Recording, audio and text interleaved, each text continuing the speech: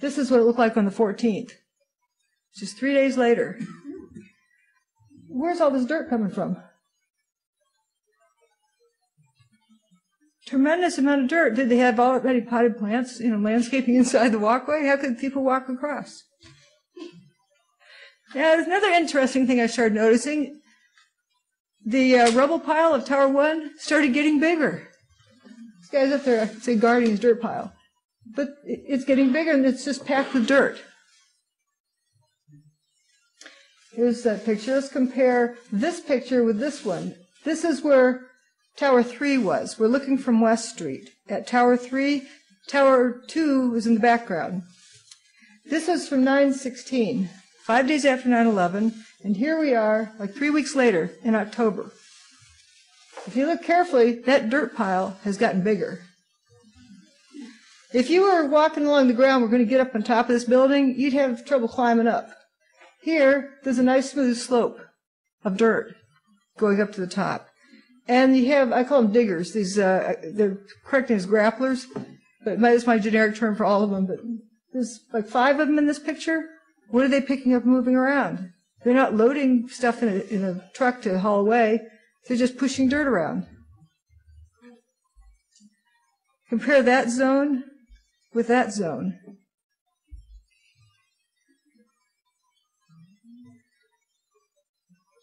And looking west across ground zero, all new dirt. And that's the 13th. When did it appear?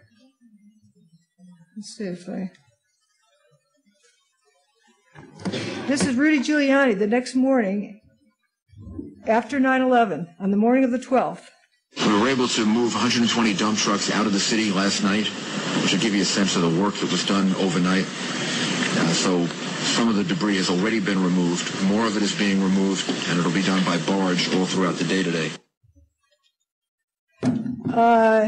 People saw dump trucks coming and going all night long. Oh, they had to have been removing debris. That's what it seems like that was a cover story being planted. Why are you removing debris before you rescue people? Because once you start dislodging things in the pile, they're going to shift and you're going to squash any possible survivors. And it almost sounded like we'll have it all done by the end of the day, by barge. Maybe he was expecting less material to be left. Trucking in the dirt. Here comes the dirt. This is from FEMA, these pictures. This is a blow-up of this zone here. They don't fill the trucks all the way to the top, so if you're walking along the sidewalk and look up, it looks like an empty truck. And it's covered with a tarp. And this is the dirt getting trucked out, like, changing diapers. You bring the dirt in, take out used dirt, bring in new dirt, yeah. And it looks like, especially this one has just, random debris in it, but all the trucks in front of it, it looks like a smooth bread loaf. Nice, smooth dirt. Those yellow trucks down on the bottom, those are headed towards the World Trade Center? Yeah, this is headed south on West Street. The World Trade Center's down in here. Because here's this, you can see this building is up on West Street, a couple blocks north. So they're headed towards the World Trade Center, all loaded. This is a few blocks east of the World Trade Center. World Trade Center is up this way. This is Vesey Street. If you walk along here, Church Street's up right about there. And this is soon after things were getting moved around, and the street is all covered with dust, except for the tire tracks from this 18-wheeler. Look where he's coming from. You can see the direction he's moving in. He came from north of the complex, heading southward. Why would he be coming that direction and it's loaded down with, looks like dirt? Now, I think Jim made a good observation. Maybe it was wet dirt and the water's leaking out, and that's what's helping the tire tracks kind of be so pronounced there. But you can tell which direction he's moving in. Let's look at WFC 1. That's World Financial Center 1. This is just a little bit south of the Liberty and West intersection. Here we have, right after the event, there's a flip car belly up. This vehicle looks disturbed, shrunken on the front end, weird appearance. We noticed that all of the facade around the doorway, there was the same material. I don't know if it's ceramic or marble or glass. Whatever that facade was, it all was affected equally. None of the rest of the facade was affected except the windows. All the windows blown. No stab wounds from projectiles, just the windows gone. And then the next picture, they have the debris moved away. And then the next picture, they bring in new dirt. And then a little bit later, this is from the 23rd. Here's some yellow bulldozers scooping up that dirt, scooping up the entire terrace and moving it out. Here's WFC. Right up to it, you can see those yellow bulldozers scooping up the terrace. So why did they bring in new dirt, scoop it up, and haul it back out? Oh, let's see. Notice the median strip. Same thing happened to it. It all got cleaned off. That's raw dirt there.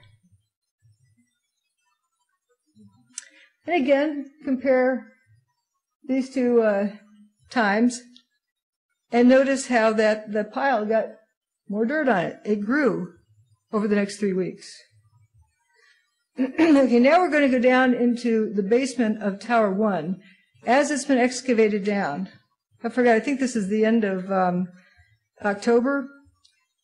And I call this the Gestapo picture. This guy looks like he's guarding her. Water hoses being dumped on the fumes. And the ground is so saturated, the water is leaching out into this puddle. There's a close-up, and this one I've lightened so you see it better. But that's a puddle there. Nice rainbow. Oh, yeah, beautiful.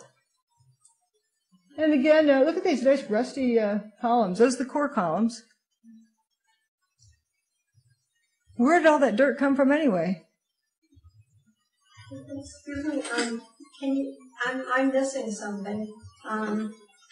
When you're talking about they're moving dirt out and moving dirt in, what kind of dirt are they moving in? Like gravel or something? This is like potting soil. Maybe it comes from a landfill.